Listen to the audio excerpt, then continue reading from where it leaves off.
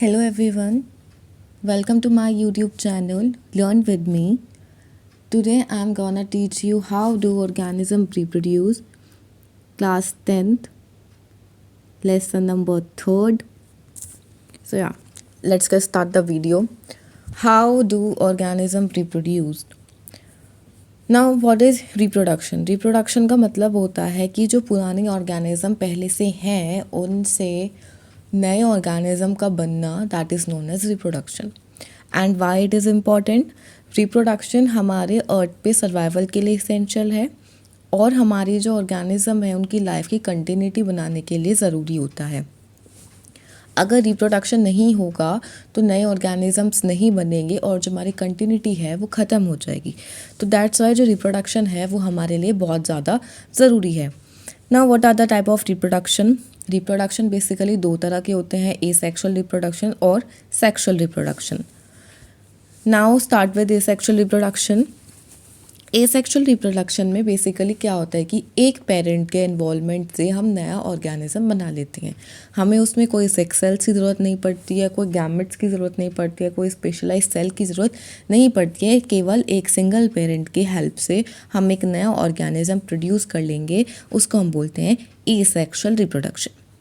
Got it? Now asexual reproduction जो है वो 6 तरीके के होते हैं. सबसे पहला हमारा है फिजन. फिजन का फर्स्ट पार्ट आता है बाइनरी फिजन. बाइनरी का मतलब होता है 2 और फिजन का मतलब होता है स्प्लिट होना. तो बाइनरी का मतलब हो गया स्प्लिटिंग इनटू 2, यानी कि एक ऑर्गेनिज्म का 2 में टूट जाना. सो बाइनरी फिजन में क्या है कि जो पेरेंट ऑर्गेनिज्म है वो डिवाइड हो जाता है नया ऑर्गेनिज्म बनाने के लिए. और ये सिर्फ यूनिसेलुलर ऑर्गेनिज्म जैसे कि अमीबा हुआ, पैरामीशियम हुआ, इनमें ही ये वाला जो मेथड है दिखाई देता है रिप्रोडक्शन का. Now binary fission in amoeba. जो बाइनरी फिजन इन अमीबा है ये 2 मार्क्स का क्वेश्चन आता है. ये काफ़ी ज़्यादा इंपॉर्टेंट है, तो इसको आप मार्क कर लें और इसको अच्छे से समझें और याद करें. और अगर आप डायग्राम के थ्रू इसको रिप्रेजेंट करेंगे एग्ज़ाम टाइम में तो आपको ज़्यादा अच्छे मार्क्स मिलेंगे. Back to the video. या तो बाइनरी फिजन इन अमीबा में क्या है? सबसे पहले जो अमीबा है उसकी सेल जो है मैक्सिमम साइज़, यानी कि इसकी मैक्सिमम ग्रोथ हो जाएगी सबसे पहले तो, और जो उसका न्यूक्लियस है वो बढ़ना स्टार्ट हो जाएगा. और जब वो एक अपनी कंप्लीट लेंथ में पहुंच जाएगा तो वो 2 हिस्सों में टूट जाएगा. सेकेंड स्टेप में क्या होता है कि जो साइटोप्लाज्म है अमीबा का वो 2 हिस्सों में डिवाइड हो जाता है. और एक जैसे 2 न्यूक्लियस टूट गए हैं तो कुछ एक न्यूक्लियस के पास चला जाएगा, कुछ दूसरे न्यूक्लियस के पास चला जाएगा. इस तरह से हमारा जो एक पेरेंट अमीबा है वो 2 स्मॉलर अमीबा में डिवाइड हो जाएगा. नई 2 डॉटर अमीबा जो है हमारे बना लेगा. दोबारा से बताती हूँ. बाइनरी फिजन इन अमीबा में सबसे पहले क्या होगा कि अमीबा की जो सेल है वो अपनी मैक्सिमम ग्रोथ तक पहुँच जाएगी. उसके बाद उसका जो न्यूक्लियस है वो अपनी लेंथ को इंक्रीज़ करेगा. इंक्रीज़ करने के बाद वो 2 हिस्सों में टूट जाएगा. उसके बाद जो साइटोप्लाज्म है वो डिवाइड होगा और एक एक न्यूक्लियस के पास जा कर के बढ़ जाएगा. इस तरह से हमारा एक पेरेंट अमीबा नई 2 डॉटर अमीबा बना लेगा.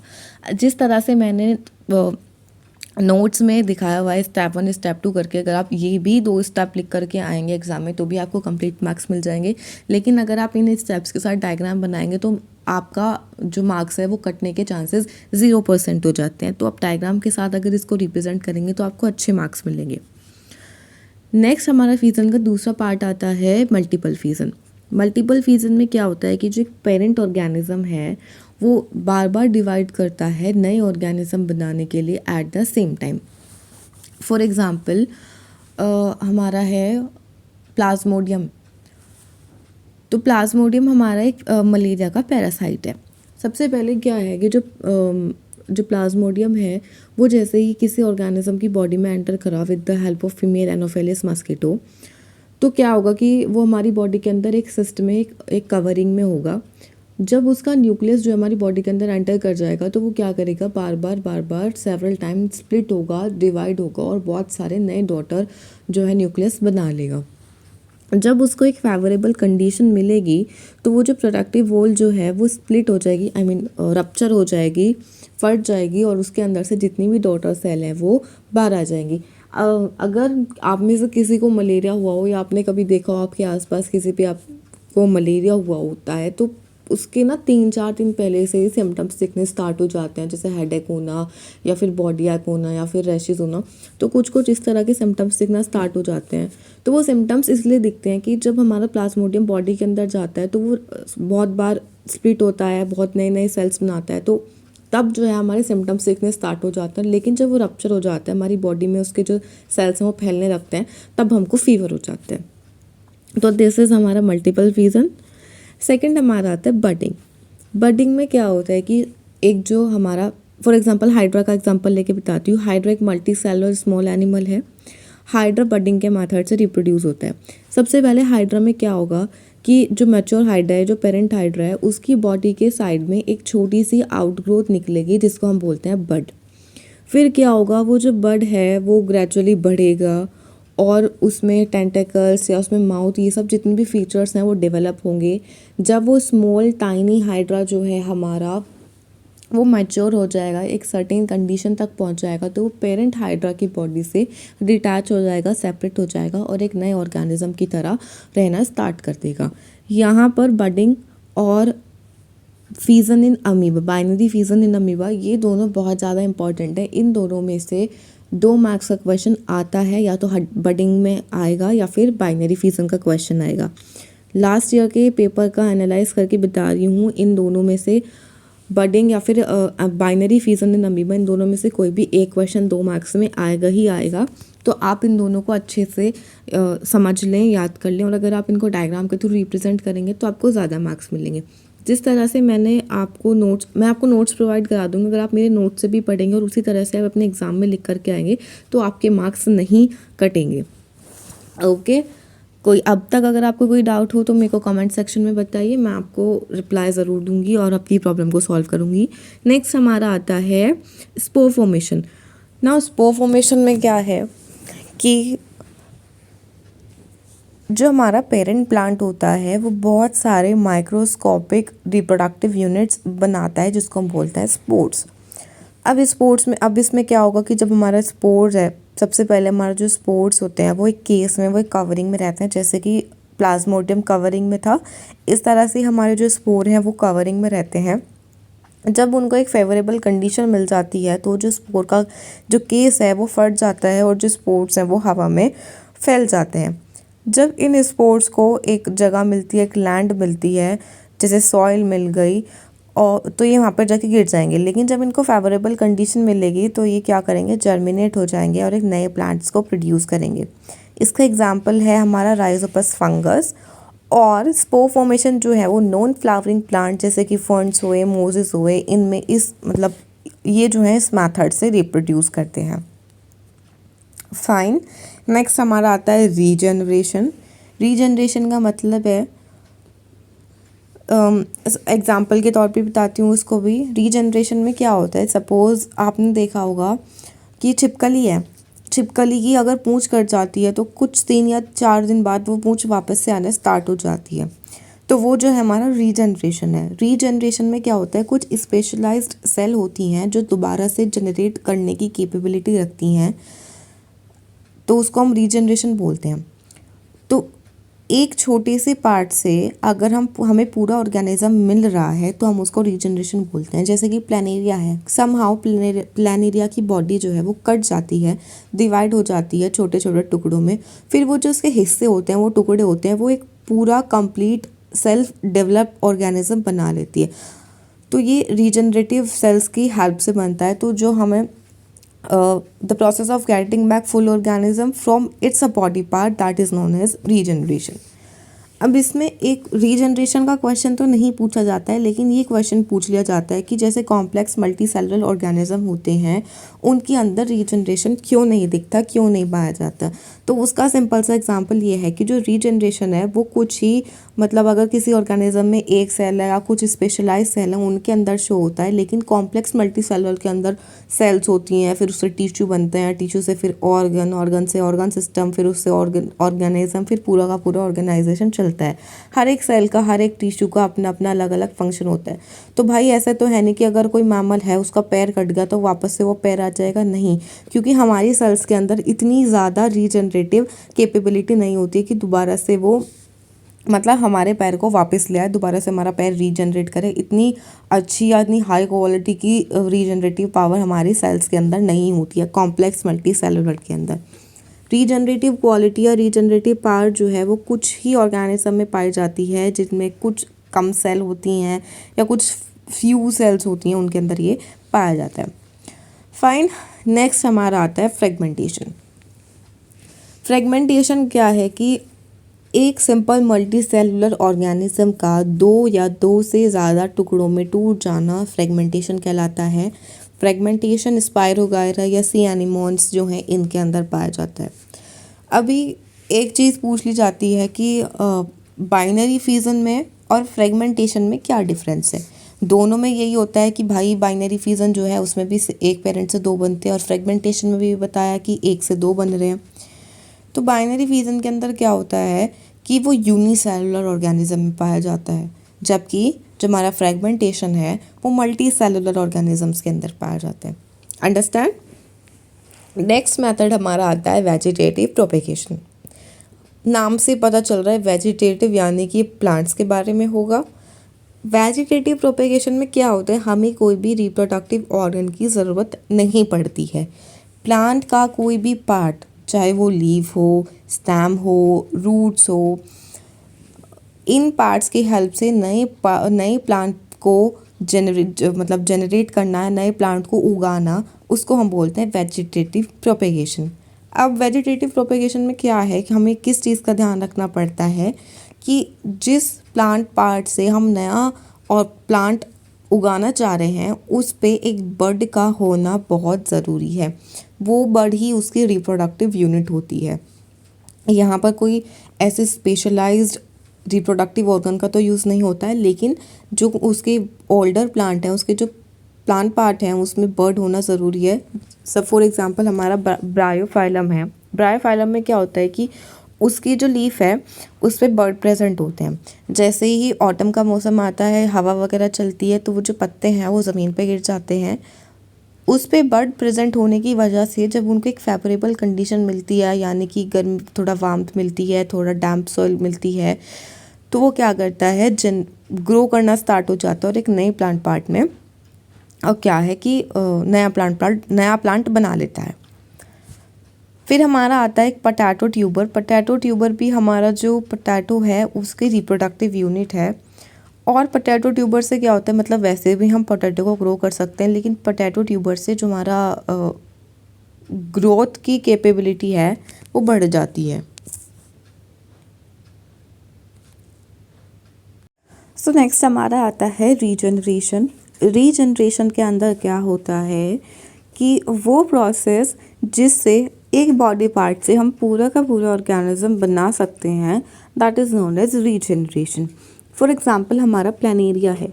प्लानेरिया की बॉडी में समहाउ कट जाती है, मतलब दो या तीन टुकड़ों में वो कट जाती हैं, बढ़ जाती है। सपोज एक प्लानेरिया है, उसकी जो बॉडी है वो तीन हिस्सों में टूट चुकी है, बढ़ चुकी है। माउथ वाला हिस्सा, एब्डोमेन वाला हिस्सा और लोअर एब्डोमेन वाला हिस्सा। तो क्या होगा कि जो माउथ वाला हिस्सा है वो एब्डोमेन और लोअर एब्डोमेन बना लेगा, जो एब्डोमेन वाला हिस्सा है वो माउथ और लोअर एब्डोमेन बना लेगा, जो लोअर एब्डोमेन वाला हिस्सा है वो एब्डोमेन और माउथ बना लेगा। तो एक प्लानेरिया किसी भी रीज़न की वजह से दो या तीन टुकड़ों में कट गया, वो जो कटे हुए हिस्से हैं उनसे हमें नया प्लानेरिया मिल रहा है, हमें नया ऑर्गेनिज्म मिल रहा है, तो इसको हम बोलते हैं रीजनरेशन। अब एक बहुत इंपॉर्टेंट सी चीज़ है कि जो कॉम्प्लेक्स मल्टी सेलुलर ऑर्गेनिज्म होते हैं वो रीजनरेशन की कैपेबिलिटी नहीं रखते हैं। अगर उनका कोई बॉडी पार्ट कट जाता है तो वो दोबारा से रीजनरेट नहीं करता है। वो क्यों होता है? वो इसलिए होता है क्योंकि कॉम्प्लेक्स मल्टी सेलुलर का जो ऑर्गेनाइजेशन होता है बहुत ही ज़्यादा मतलब कॉम्प्लेक्स ही होता है। जैसे कॉम्प्लेक्स नाम ही है कॉम्प्लेक्स मल्टी सेलुलर, तो उसमें क्या है कि सबसे पहले सेल है, फिर सेल से टिश्यू, फिर टिश्यू से ऑर्गन, ऑर्गन से ऑर्गन सिस्टम, उससे ऑर्गेनाइजेशन, फिर मतलब पूरा का पूरा फंक्शन होता है। लेकिन जो रीजनरेशन करने की कैपेबिलिटी होती है वो उन ऑर्गेनिज्म में होती है जिनमें कुछ ही सेल होती हैं। अंडरस्टैंड। जैसे ही भाई हम मैमल हैं, हमारा पैर कट गया, तो ऐसा तो है नहीं कि हमारी जो सेल हैं वो हमारा अब वापस से पैर ला रही हैं, पैर बना रही है, नहीं, ऐसा नहीं होता, क्योंकि हमारी सेल में रीजनरेटिव कैपेबिलिटी बहुत ज़्यादा लो होती है, हम नहीं कर सकते हैं कि और इस मेथड से हम रिप्रोड्यूस तो बिल्कुल ही नहीं कर सकते हैं। अंडरस्टैंड। अब नेक्स्ट हमारा आता है फ्रेगमेंटेशन। एक क्वेश्चन आ जाता है, बाई चांस ही आ जाता है, ज़्यादातर तो नहीं आया हुआ, 1 या 2 बार ही पूछा गया कि what is the difference between fragmentation और बाइनरी फिजन। तो जो फ्रेगमेंटेशन होता है वो हमारा मल्टी सेलुलर में होता है और जो बाइनरी फिजन है वो हमारा यूनिसेलुलर में होता है। Okay, now what is fragmentation. Fragmentation में क्या है कि एक कोई सिंपल मल्टी सेलुलर ऑर्गेनिज्म है, जब वो अपनी पूरी मैच्योर स्टेज पे पहुंच जाता है तो वो अपनी बॉडी को 2 या 2 से ज़्यादा हिस्सों में तोड़ लेता है, that is known as fragmentation. Okay, next हमारा आता है वेजिटेटिव प्रोपेगेशन। अब जैसा ही इसका नाम है वेजिटेटिव, तो यानी कि वेजिटेशन से रिलेटेड है, यानी कि प्लांट से रिलेटेड है। वेजिटेशन के अंदर क्या होता है कि भाई इसमें किसी भी स्पेशल रिप्रोडक्टिव पार्ट या रिप्रोडक्टिव ऑर्गन की ज़रूरत हमको नहीं पड़ती है। इसमें पुराना जो प्लांट होता है उसकी कोई भी पार्ट यानी कि लीव होगी, स्टेम हो गई, रूट होगी, उससे हम नया प्लांट को प्रोड्यूस करा लेते हैं। अब क्या है कि बर्ड्स जो है, मतलब जैसे हम कोई पुराना प्लांट पार्ट ले रहे हैं उसके ऊपर बर्ड का प्रेजेंट होना नेसेसरी है। बिना बर्ड के प्रेजेंट अगर हमने ऐसा कोई पार्ट ले लिया जिसमें बर्ड ही प्रेजेंट ना हो तो वहाँ से हम रिप्रोडक्शन नहीं करा सकते हैं। बेसिकली जो बर्ड है वो वहाँ की मतलब वेजिटेटिव प्रोपेगेशन में एक तरह से रिप्रोडक्टिव यूनिट आप समझ लीजिए। तो जो बर्ड होते हैं वो प्लांट पार्ट पे डोरमेंट स्टेट में होते हैं, इनएक्टिव स्टेट में होते हैं, और मेरी लैंग्वेज में कहो तो सोए हुए होते हैं। ओके, तो जब उनको एक सुटेबल कंडीशन मिलती है तो वो जो बर्ड हैं वो ग्रो कर जाते हैं और एक नया प्लांट बना लेते हैं। जैसे कि हमारा मनी प्लांट हो गया या ब्रायोफाइलम का एग्जांपल काफ़ी ज़्यादा इंपॉर्टेंट है और काफ़ी ज़्यादा अच्छा भी है। ये पूछ लिया जाता है कभी कभी, मतलब ऐसे होता है कि आपसे डेफिनेशन ना पूछ के 4-5 एग्जांपल दे दिए होते हैं और ये पूछ लिया जाता है कि भाई ये कौन से मेथड से रिप्रोड्यूस करता है, ये कौन से मेथड से रिप्रोड्यूस करता है। तो जब आप अपने आप से सेल्फ स्टडी कर रहे होंगे एग्ज़ाम से पहले तो आप हर एक मेथड का एक एक एग्जाम्पल तो कम से कम याद करें, ताकि अगर बाई चांस एग्ज़ाम में ऐसे आ जाए, क्योंकि 1 या 2 बार आया हुआ है कि एग्जाम्पल दे दिया और उससे पूछ लिया गया कि ये कौन से मेथड से रिप्रोड्यूस करता है। फाइन, इसमें एक इम्पॉर्टेंट चीज़ भी है पोटैटो ट्यूबर। पोटैटो ट्यूबर क्या है? बेसिकली पोटैटो एक स्टेम है, स्टेम पार्ट है। तो पोटैटो ट्यूबर क्या है कि इससे हम वेजिटेटिवली पोटैटो को प्रोड्यूस कर सकते हैं। वैसे भी हम पोटैटो को ज़मीन में दबा के सॉन करके रिप्रोड्यूस करा सकते हैं, लेकिन ट्यूबर की हेल्प से इसकी रिप्रोडक्टिव जो क्वालिटी है वो बढ़ जाती है। या दिस इज़ इट। नेक्स्ट हमारा आता है आर्टिफिशियल प्रोपेगेशन ऑफ प्लांट। अभी तो हमने वेजिटेटिव प्रोपेगेशन पढ़ा, नेक्स्ट इसका मतलब दूसरा हिस्सा आ जाता है आर्टिफिशियल प्रोपेगेशन। आर्टिफिशियल प्रोपेगेशन में क्या होता है कि मैन मेड मेथड से प्लांट्स को प्रोड्यूस कराना, that is known as artificial propagation of plants. Vegetative propagation में तो वो सेल्फ रिप्रोड्यूस कराता, लेकिन आर्टिफिशियल में हम मैन मेड मेथड से उनको प्रोड्यूस कराते हैं। बेसिकली ये 3 तरह का होता है, कटिंग हुआ, लेयरिंग हुआ, ग्राफ्टिंग हुआ। कटिंग में क्या होता है कि हम कोई भी प्लांट पार्ट को with the help of sharp knife हम उसको कट कर लेंगे, चाहे वो स्टेम वाला हो चाहे वो रूट वाला हो। अलग अलग प्लांट में अलग अलग चीज़ से हम नया प्लांट पार्ट बना लेते हैं। सपोज़ अब हम रोज़ ले रहे हैं तो रोज़ में हम क्या है, एक स्टेम पार्ट से ही नया प्लांट ग्रो कर लेते हैं। अगर आपने आसपास देखा हो, इसको बोलते हैं कलम, हिंदी में उसको कलम बोलते हैं, कि कलम लगाई और नया पौधा जो है हमारा बन गया। तो कटिंग में क्या है कि सपोज़ हम रोज़ का एग्जांपल ले लेते हैं, तो उसमें अगर हमने एक स्टेम है उसको हमने कट करा और हमने उसको सॉइल में दबा दिया, कुछ टाइम बाद उसकी रूट्स डेवलप कर जाएंगी, उसमें ग्रोथ आ जाएगी और कुछ थोड़े टाइम बाद वो पूरा का पूरा रोज़ प्लांट बन जाएगा। तो दिस इज़ कटिंग। कटिंग में कट करना शार्प नाइफ की हेल्प से और उसको सॉन कर देना और फिर वो नया प्लांट बन जाएगा। नेक्स्ट हमारा आता है लेयरिंग। लेयरिंग में क्या होता है, ये तो मैंने खुद से देखा है, चमेली में होता है और लेमन में भी होता है। लेयरिंग में क्या है कि जो हमारी ब्रांच होती है प्लांट की, उनको हम पुल करते हैं सॉइल की तरफ, उनको हम सॉइल में दबा देते हैं। कुछ टाइम के बाद क्या होता है कि वो जो ब्रांच है उसमें जो मतलब सॉइल के अंदर है उसमें रूट्स डेवलप होना स्टार्ट हो जाती है, फिर वो थोड़ा ग्रो करता है, फिर एक सर्टेन पॉइंट ऐसा आ जाता है कि वो जो ब्रांच होती है वो उस पेरेंट प्लांट से कट जाती है और वो जो प्लांट हमने मतलब वो जो ब्रांच हमने सॉइल के अंदर दबाई थी वो एक सेपरेट प्लांट बन जाता है। दिस इज़ हमारा लेयरिंग। लेयरिंग के बाद हमारा आता है ग्राफ्टिंग। ग्राफ्टिंग सबसे ज़्यादा इम्पॉर्टेंट है। ये आर्टिफिशियल प्रोपेगेशन में से ये ग्राफ्टिंग पूछा जाता है, बाकी लेयरिंग और कटिंग नहीं पूछा जाता है। ग्राफ्टिंग को आप अच्छे से पढ़ लेंगे। ग्राफ्टिंग में क्या होता है कि हम कोई भी दो अलग अलग प्लांट लेंगे, 2 डिफरेंट वैरायटीज़ के हम प्लांट लेंगे जिनको हम इस तरह से जॉइन करेंगे कि वो एक सिंगल प्लांट की तरह ग्रो करने लग जाए। इसमें हम 2 चीज़ लेते हैं, एक प्लांट पार्ट जिसका हम रूट वाला हिस्सा लेते हैं, एक प्लांट पार्ट जिसका हम स्टेम वाला हिस्सा लेते हैं। तो जिस प्लांट पार्ट का हम रूट वाला हिस्सा लेते हैं उसको हम बोलते हैं स्टॉक, और जिस प्लांट पार्ट का हम स्टेम वाला हिस्सा लेते हैं उसको हम बोलते हैं सिकॉन। Okay, so now what are the advantages of artificial propagation. Artificial propagation के कुछ एडवांटेजेस हैं। सबसे पहले ये कि जो नया प्लांट हम आर्टिफिशियल वेजिटेटिव प्रोपेगेशन की मेथड से प्रोड्यूस करते हैं वो एग्जैक्टली अपने पेरेंट प्लांट के जैसा होता है। नंबर नेक्स्ट इज़ जो उसमें जो फ्रूट ट्रीज़ हैं वो बहुत जल्दी फ्रूट्स बेयर करना स्टार्ट कर देते हैं। यानी कि जैसे हम सीड से कोई प्लांट उगा रहे हैं और हम कोई ग्राफ्टिंग से उगा रहे हैं तो सीड वाले प्लांट को कम से कम 5 से 6 साल लग जाते हैं, लेकिन जो हमारा वेजिटेटिव प्रोपेगेशन वाला मेथड है उससे हम थोड़ा जल्दी जो है फ्रूट बेयर कर सकते हैं। नंबर नेक्स्ट हमारा है बहुत सारे प्लांट जो हैं वो एक पेरेंट प्लांट से ग्रो कर सकते हैं bye artificial propagation. Number next हम सीडलेस प्लांट जो है लाइक बनाना भी आर्टिफिशियल प्रोपेगेशन की वजह से ही प्रोड्यूस होता है, उस मेथड से प्रोड्यूस होता है, तो हम सीडलेस प्लांट भी इससे ग्रो कर सकते हैं। और जो वेजिटेटिव प्रोपेगेशन से हम प्लांट को प्रोड्यूस करते हैं वो अर्ली स्टेजेस में बहुत कम अटेंशन की ज़रूरत उन्हें होती है, उन्हें बहुत कम देख रेख की ज़रूरत होती है। क्लियर। नेक्स्ट हमारा आता है टिश्यू कल्चर। टिश्यू कल्चर में क्या है कि नई प्लांट की प्रोडक्शन होना small piece of plant tissue से जो कि हमने किसी ग्रोइंग टिप ऑफ प्लांट से लिया है उसको हम बोलते हैं टिश्यू कल्चर।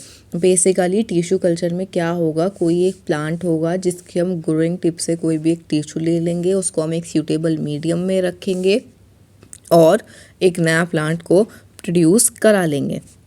अब इसमें क्या होता है कि वही जो मैंने बताया कि एक स्मॉल पीस ऑफ प्लांट लिया, ग्रोइंग टिप से लिया, उसको एक स्टेराइल जेली में रखा जो न्यूट्रिशन और प्लांट हार्मोन कंटेन करेगी। जो हार्मोन है वो क्या करेंगे, नए प्लांट टिश्यू को जल्दी जल्दी डेवलप करेंगे, नई सेल्स बनाएंगे, नए लम्प्स ऑफ मास बना लेंगे जिनको हम बोलते हैं कैलस। ओके, बहुत सारा मास ऑफ सेल बना लेंगे जिसको हम बोलते हैं कैलस। फिर हम उस कैलस को एक अनदर जेली में रखेंगे, एक सूटेबल तरह का प्लांट हार्मोन कंटेन करता है, वो उसकी रूट्स को डेवलप कर देगा। फिर हम उस कैलस को एक अनदर सोल्यूशन में रख देंगे, अनदर मीडियम में रखेंगे, वो एक अलग तरह का प्लांट हार्मोन कंसिस्ट करता है अपने अंदर, तो वो उसकी शूट्स को ग्रो कर देगा। फिर जो कैलस है जिसके पास शूट्स और रूट्स हो गई हैं हम उनको सेपरेट टाइनी प्लांटलेट्स में कन्वर्ट कर देंगे। उस तरह से हम बहुत सारे टाइनी प्लांटलेट प्रोड्यूस कर लेंगे एक सिंगल प्लांट टिश्यू से। ओके, फिर जो प्लांटलेट्स हैं फिर हम इसको क्या कर देंगे, ट्रांसप्लांट कर देंगे सॉइल में जहाँ पर ये एक मैच्योर प्लांट जो है ग्रो कर लेंगे। बेसिकली क्या है, टिश्यू कल्चर में हम एक छोटा से टिश्यू से बहुत सारे प्लांट्स को ग्रो कर सकते हैं। ठीक है, टिश्यू कल्चर इसलिए यूज़ करा जाता है कि हम मतलब ज़्यादातर जो ऑर्नामेंटल प्लांट होते हैं जैसे कि ऑर्किड्स हो गए उनको ज़्यादातर ग्रो करने के लिए ये यूज़ करा जाता है, क्योंकि डेकोरेशन में बहुत ज़्यादा यूज़ में आने वाली चीज़ होती हैं। हर तरह के प्रोग्राम में हम ऑर्किड्स या फिर ऑर्नामेंटल प्लांट्स जो हैं उनकी डेकोरेशन करते हैं, तो उन प्लांट्स को ज़्यादा अमाउंट में ग्रो कराने के लिए हम टिश्यू कल्चर का भी यूज़ करते हैं। अब इसके एडवांटेजेस क्या हैं, इनको बहुत कम स्पेस की ज़रूरत पड़ती है नए प्लांट प्रोड्यूस करने के लिए। टिश्यू कल्चर हम पूरे ऑल अराउंड ईयर में ग्रो कर सकते हैं। इनमें ऐसा नहीं है कि भैया जैसे मैंगो है तो भाई गर्मी के सीज़न में ही मैंगो आएगा, ऐसा नहीं है, हम किसी भी सीज़न में हम इनको ग्रो करा सकते हैं। फिर जो ये प्लांट पार्ट हैं, मतलब जो हम ये टिश्यू कल्चर से प्लांट को ग्रो करते हैं, ये डिजीज़ फ्री होते हैं, इनमें बिल्कुल भी डिजीज़ नहीं होती है और ये बहुत ज़्यादा फास्ट टेक्निक है। 1000 ऑफ प्लांटलेट हम प्रोड्यूस करा सकते हैं within a few week, और किससे? एक छोटे से ग्रोइंग प्लांट टिश्यू से, बस। तो ये था हमारा टिश्यू कल्चर। और एक इम्पॉर्टेंट टर्म आती है उसके बाद, क्लोन। क्लोन का मतलब ये होता है कि जो एसेक्सुअल रिप्रोडक्शन में जो पेरेंट नए ऑर्गेनिज्म को प्रोड्यूस करता है, तो उसमें भैया दो का इन्वॉल्वमेंट तो नहीं होता है, तो उसमें वैरायटीज़ नहीं आएंगी, तो वो आइडेंटिकल होगा अपने पेरेंट का। तो जो अपने पेरेंट का आइडेंटिकल है तो उसको हम बोल देते हैं क्लोन। क्या तो, और एक नॉर्मल सी तो पता ही होगा सबको कि डोली शिप जो है वो सबसे पहले एनिमल क्लोन थी, सक्सेसफुल एनिमल क्लोन थी। तो यहाँ पर हमारा एसेक्सुअल रिप्रोडक्शन जो है ख़त्म हो जाता है। अगर आपको कोई भी डाउट है तो let me know in the comment section, और do like, share and subscribe to my channel. या थैंक यू।